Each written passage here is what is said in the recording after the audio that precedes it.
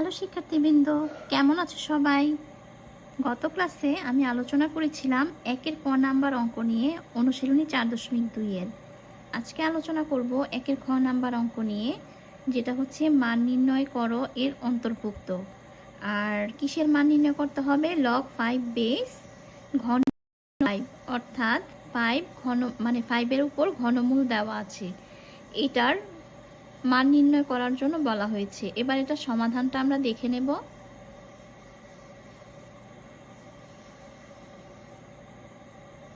ফার্স্টে লিখতে হবে লগ 5 বেস 5, আর ঘনমূল থাকা মানে সেটা পাওয়ারে হয়ে যাবে 1/3, যেটা আমরা সূচকের অঙ্কে বহুবার করেছি।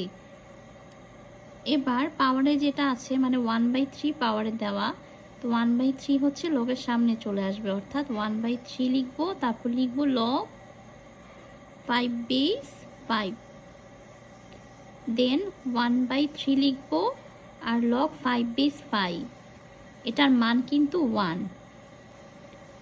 1/3 ইন্টু 1 ইকুয়াল টু হবে 1/3, এটাই হচ্ছে অ্যান্সার। লগ 5 বেস ঘনমূল 5-এর মান নির্ণয় করা হলো, তো মান হচ্ছে কি 1/3, আর এটাই হচ্ছে ক্ষয়ের অ্যান্সার।